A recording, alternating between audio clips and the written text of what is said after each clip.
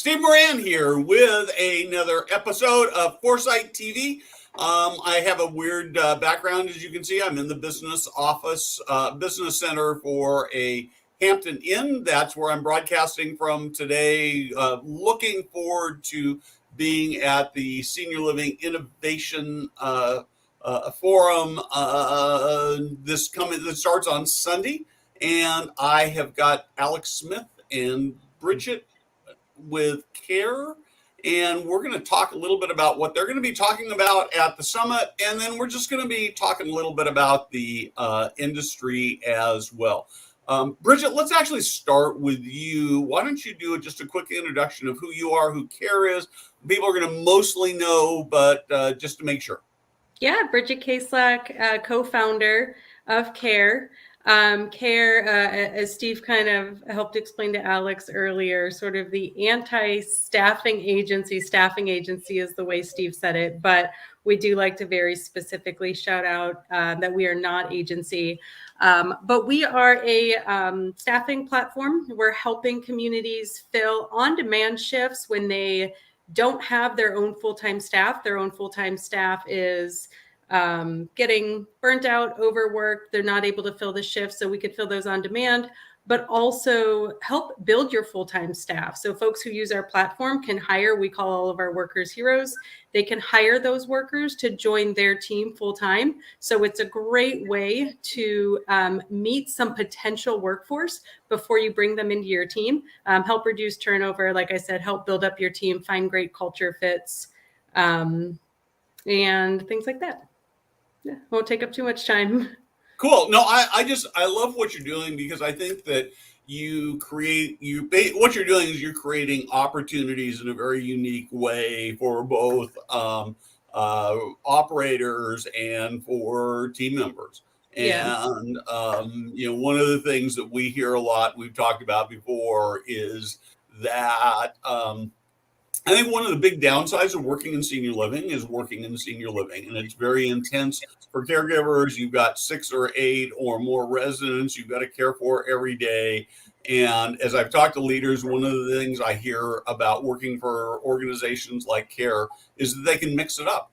And that means different communities, different resident mix in terms of workload and that kind of thing. And it just creates more variety. So as you know, I'm a big fan of what you guys do. Friends with you and Charles for many years. And so Alex, let's talk to you a little bit about what you do. Yeah, I'm so really excited to be here. Thanks again, Steve. It's been a great partnership, getting to know you. I've followed you over the years, so it's been awesome to work together. So my company, they're focused, on improving the digital experience for senior living communities, focused on converting digital leads via chat, using text and email, and using a lot of AI technology to do that. And they've had so much success. In fact, I was a client of theirs several years ago. And when I started actually building what we call the pricing assistant today, back when I started, it was called Comp Intel Pro. So that was the original name. And so really got frustrated or baffled on how senior housing or senior living companies were, developing pricing, how we were budgeting our rate increases, how we were pricing new communities, acquisitions. It didn't feel data driven. It didn't feel process driven. And I knew there were a lot of other industries that had got this process down. And I just felt like, hey, you know what? I've been to many different companies in my career, large and small, and I was seeing everyone was approaching the problem in a very similar way. And pricing is such a powerful lever that it couldn't be just, it can't just be like tossed to the, kind of like a decision made on, throwing a dart to a dartboard, or, putting your finger in the air and trying to figure out the direction. It felt that way at many companies. So I said, we have to find a way to create a software that helps automate what can be automated, that helps, communities, companies, REITs, give them the tools to use, make data-driven decisions. Also, not always data, but at least pulling data into it to actually figure out how do they price, but also how do they position their communities and promote communities. So using that data process driven approach to really kind of set some standards in the industry. So I was so excited back in February of last year, Further approached me and wanted to buy the software. And so I sold it to them, and now I'm at Further. So I'm so excited to be here, and they've been great. I've, to have the backing of this amazing team, the technology team, the AI experts, but also the tons of senior living professionals are on this team. It's not just a technology company that decided to get into senior housing. Like half of our team are former senior housing executives. So it's been an amazing experience so far. Yeah, and this pricing thing is so important. I talk to so many leaders, particularly frontline leaders, who say my building is priced wrong, and they have a hard time getting the attention of their leadership. Mostly it's priced too high. And I get it from the leader's standpoint, right? I mean, the leader's thinking, yeah, you just want to drop the price because it'll make the sales process a whole lot easier. If you're a really good salesperson, you should hold it. But sometimes the prices are in fact too high for the marketplace, and you need to know that. And of course, the other bigger sin is pricing it too low because you're just leaving money on the table that you're never going to get back. So, Jada, first of all, I want to say thanks to Jada in the background for producing. Why don't you put us all three up here for a little bit? As we go into the SLIF conference right now, do you have any sort of expectations about what the hot topics are going to be? What are you thinking about when you think of the industry? And maybe I'll do it this way. Somebody comes to you and says, hey, so how is senior living doing right now? What are the hot topics that need to be talked about? Where are the great opportunities? What are you seeing? And Bridget, we'll go to you first. Yeah, I think for me, and this might be a little tunnel vision for me and in my world in KARE, but I think one of the hot topics really has potential to be around legislation and regulation, and how are we setting ourselves up for success, and what kind of legislation do we need to be fighting for as an industry? I'm going to be looking forward to those conversations. And then, of course, with this particular conference, anything around innovation, technology, what are we going to be doing for this next generation to make it truly, truly a attractive product for them? Yeah, and I think that's the thing I wonder about. I don't know, Bridget, whether you were there, but this was, I think, in Palm Springs 2 or 3 years ago.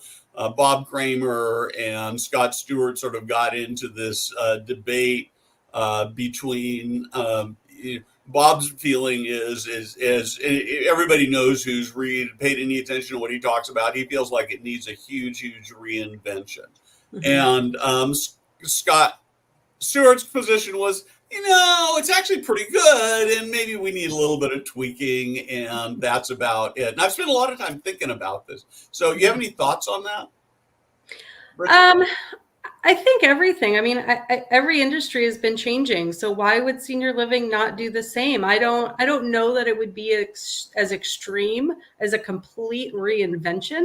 I think there are some really good foundations to what we're offering. But I think we just need to learn to adapt and tweak and find out really where those sweet spots are. So we can put our efforts in the right space, and these little changes have potential to make really big differences. Yeah, no question about it. So Alex, as you're going into sort of, and I know right now you're talking to bunches and bunches of people, specifically about the pricing, but what are you just hearing from your industry contacts, friends, about the things that they're excited about, the things they're struggling with? Well, I think obviously I'm kind of biased, or most of my conversations are, pretty focused on pricing, but there's definitely a lot of conversation happening around rate, and rate transparency is a big deal, right? So there's this idea that people, they want others to share. They want all the other competitors to gladly share their rates, but they don't want to share their rates. So people that are preaching rate transparency, but then they don't want that rate transparency. And so what that leads to is kind of what maybe Bridget's kind of alluding to too, is that, what are we afraid of, in a sense of not being transparent about our rate? And one of the fears is we haven't differentiated ourselves enough as each individual community. So you are scared to present your rate or to show your rate too quickly, because we don't really have a unique selling proposition, and many communities and many companies, and that's what's so unique about, I think, senior housing or multi-site in general, is that if I'm, a large company, I have 200 communities, you really have 200 different unique selling proposition, because in each particular market you have to differentiate yourself. And so I think the companies that are comfortable with rate transparency are really comfortable with their value proposition, and those that aren't are uncomfortable with it. So I feel like that's kind of a theme that's come up about rate transparency. So I think that's a you're keeping it real there, Bridget. A bird just flew into my window rather aggressively, and it scared me. I'm sorry.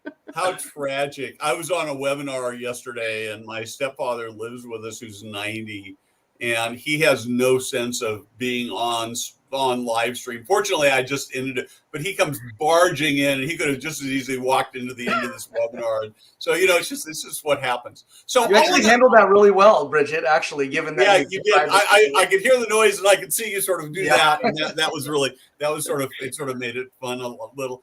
I sort of light moment, but then you told us what happened. So do the birds normally survive?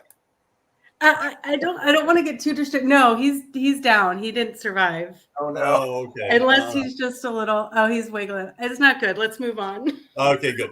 Sorry about that. Yeah. So anyway, so I think this pricing thing is so important. I think you actually bring on a sort of a bigger, two really big issues. I think one is the sameness. I actually published an article just a week or 10 days ago saying senior living bores me.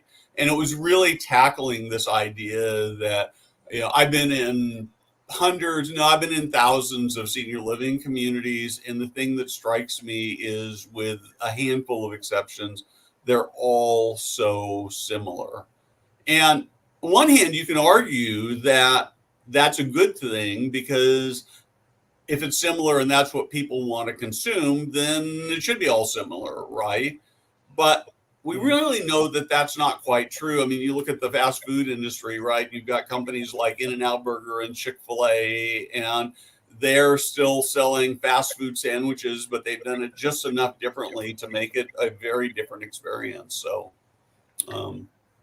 yeah, absolutely. I mean, and I think, 10 years ago, 20 years ago, when I first got in the business, I remember it was a good and bad thing. We had a community, and we were pretty much the only one in the market for the not relative to today. And we had a community. It was in a good location. We had a 6-month wait list. When a room came available, apartment, we stopped eating lunch and we called the next person in line, filled the room, and went back to lunch. I mean, but that's a different day. The market matured. There's a lot of markets that are way more saturated than ever before, and those communities have to figure out a way how they're truly differentiating themselves, and that could be in a number of different ways. It doesn't have to be things that you're spending a ton of money on. It could just that's be right. The delivery. Well, I'm really excited. I've actually got a story that I've written. It hasn't been published yet, but it's an executive director who I knew at a different community in the Sacramento area. And he was so frustrated that he just had his hands, tied in so many ways by his corporation. And then he moved to a new community, and he sent me a message through LinkedIn saying, "Oh man, come down and visit me. I've got 100% occupancy. I've got a wait list. My team loves coming to work here. And everybody else in my marketplace is like at 70 or 72% occupancy." So it's possible to do. There are people who are doing it right now. So Bridget, I'm going to actually come back to you for a second. Jada, can you pop up John Gonzalez's comment there? He said he notes we need less punitive regs, more collaborative, constructive work, or we're going to end up being like skilled nursing. I would really, really like to have your thoughts on what do good regulations look like? Oh gosh, that's a really big question. I'm going to speak kind of specifically to staffing. When we're looking at regulations around staffing, I think we need to have regulations that do provide flexibility and ability to try new things, but in a way, yes, that certainly does protect our operators. But I'm going to kind of tie this back to what we were just talking about. We're talking about how to make an attractive product, what do buildings need to do, but none of it will matter if we're not an attractive workplace and we're not a flexible workplace. If we don't have folks to work in the buildings, I've talked to so many communities that are stopping move-ins because they don't have the labor to take care of folks. So I know there's a lot of regulations in place around protecting the resident, protecting the patient. But we also need to make sure we're looking at new innovative solutions and carving out, this is a time to carve out some new language, some new legislation to provide for some new models and some new ways of labor. Yeah, it's a really tough problem because I think that as John correctly notes, that regulations are a two-edged sword, right? They have the potential to really, really help, and yet they can be, nobody thinks that getting to the situation that nursing homes are in is a good idea.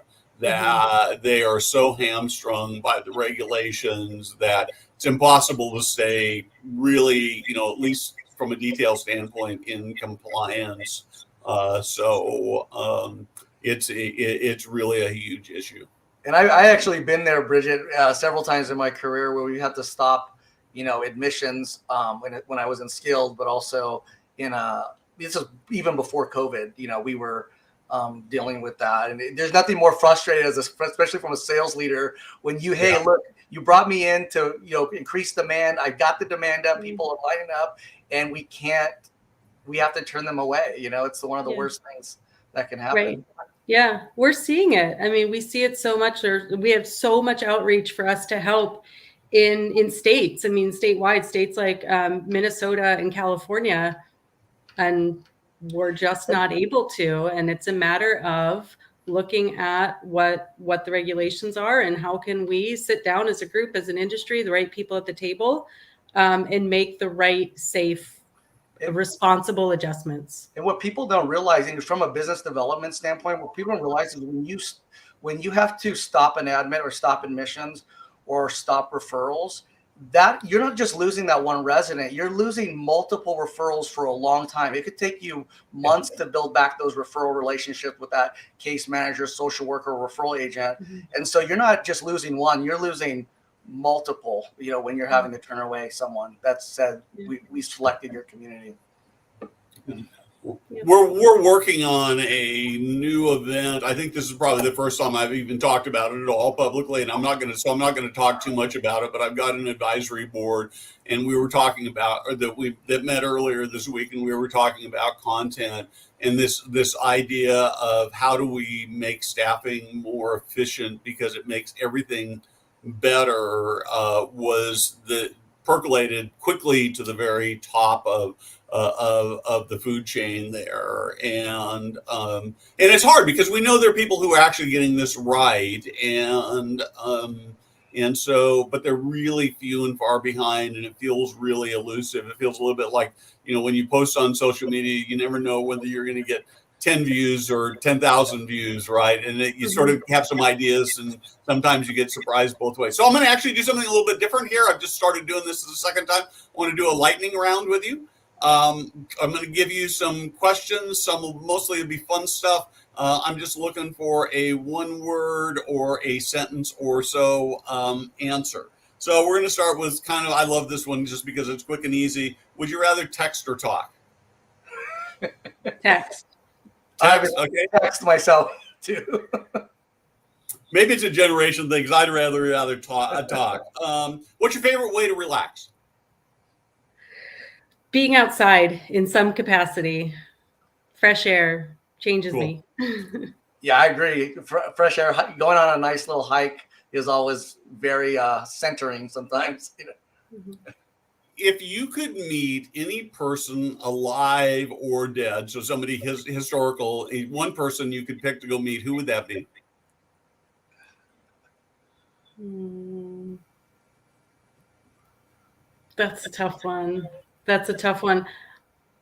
I guess I would have to go, and I could probably come up with 100 different answers thinking Right. about this for even 5 minutes. But quickly, I'm going to say my grandfather, my father's father. Mm. I never Cool. met him. My father's a huge, huge, huge personality. I had the chance to meet my grandmother, but I think meeting his father would be wonderful. That's cool. Alex?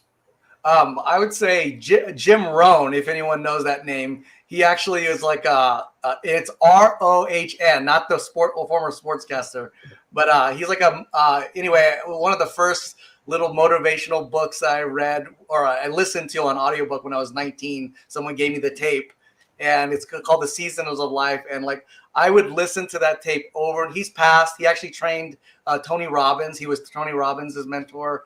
But I just loved his just his humor too. He made really good points, but he made them in very light-hearted and really, really great analogies. So I would have loved to meet him. I think for me, I'm like you, Bridget. I could come up with a big long list, but I think the person who's alive in particular that I'd really like to meet today is Elon Musk. Ooh, And yeah. lots of things I'm not crazy about with him, but the guy is just brilliant. And can you imagine having coffee or lunch or dinner with him and just getting to pick his brain and sort of figure out how that craziness works? One more speed question, then we'll kind of come back to the industry here a little bit. So, what piece of advice would you give to somebody who was either just starting out in senior living or thinking about senior living as a career? For me, my advice, somebody thinking about starting senior living as a career, absolutely go for it. Don't spend another minute thinking about it. Just get in, because you don't have to get pigeonholed. Once you get in, it's just an incredible network and there's so much opportunity. So if you're even thinking about it, your next step is to get in and then continue thinking about it and improving yourself and bringing things to the industry from there. Yep. Alex? Yeah, I would agree. I mean, I think senior housing, senior living, what we do, it speaks to this next generation more than most of many other jobs. You know, we get to do what we love. We have a purpose. You know, we're help. I mean, it was my very first job. You know, I took was out of college, or while I was in college, and I started as a receptionist at a community. And I was from the Bay Area. I wanted to be in technology 20 years ago, and I kind of took this detour.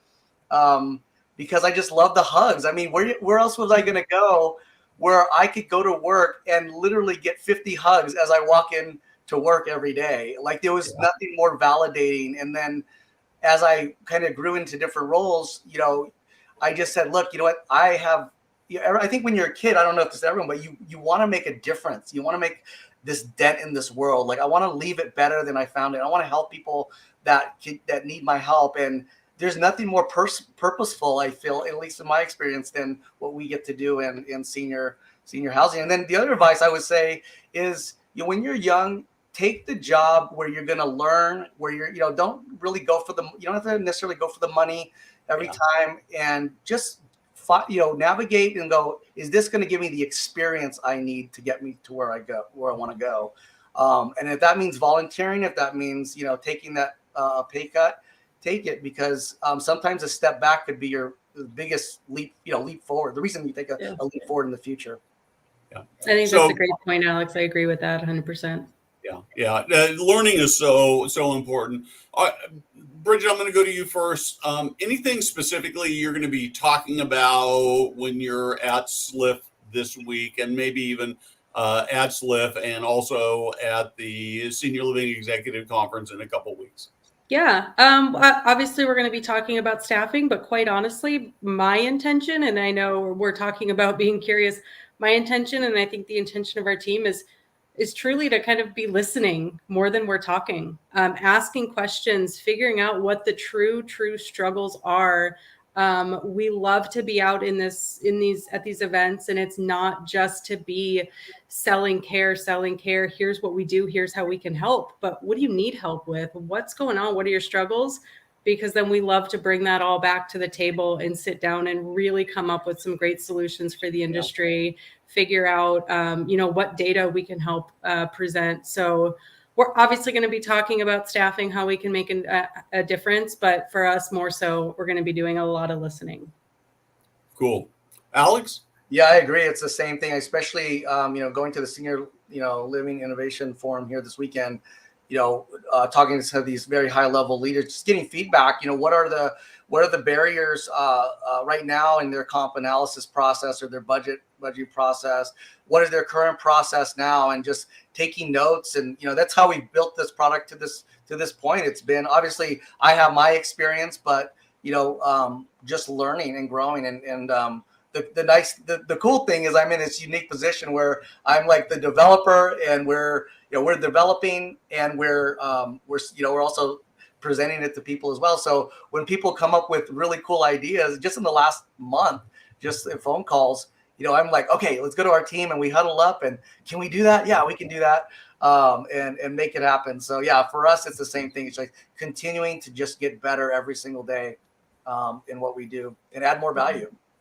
Right. So I'm going to piggyback off of that. We've got about 2.5 minutes left. One more question for each of you. Somebody comes to you and says, I've decided that you are the most brilliant, innovative person in senior living. I've got $100 million. I want to go out and build the best ever senior living community as a model showcase. It has to make money, so you can't just do it for and charge $500 a month and have it like the Ritz-Carlton. What would you do to create something unique and different? Bridget? Oh gosh, and I hate to say this, this sounds so sad, but to create something unique and different, it'd be make it a place people want to work. That is unfortunately unique and different in our space. So I would say prioritize your employees, put so much effort and passion into your frontline workers, and the rest will do itself. Perfect. Alex? I would say, I would agree, right? Because Bridget, if you don't have that team, nothing else matters. I totally agree with that. I do think, and I've said this before and I didn't get a good reaction, but I think it's like, go back to your playbook and rip it up. Just rip it up, start over and really understand, really start with an understanding of the seniors and their families in your particular community and deep dive there and build, just take, the regular, even from the architecture of the building to the activity calendar, dining, even the dining structure, and throw it out the window and try to forget about it and then rebuild based on that senior, the seniors that are coming in and their needs and their wants. And I don't know what that exactly looks like as a building. I've heard some really good ideas that I probably, get people together on. Like, I love James Lee's concept of the memory care concept. I love what he's doing there. So I think it would be a collaboration of a lot of different ideas I've seen in the industry. Yeah, I continue to believe that there's an opportunity to create something where people will go, oh man, at last I get to move out of my house and into this place that's going to transform my life. And much of that, I think it actually may exist today. And I think perhaps the biggest challenge is that we're actually not telling the story well enough in order to convey how good it is. And I spent a little bit of time looking at websites, senior living websites this week, and I found consistently that lots of pretty pictures of dining rooms and lobbies and lists of features, but I found very little in terms of what actually changes people's life. And with that, we are about out of time. Bridget, Alex, thank you for joining me today, and I look forward to seeing you in person in a couple of days. And for the audience, I look forward to being back next week with another fascinating conversation. Yeah, thanks.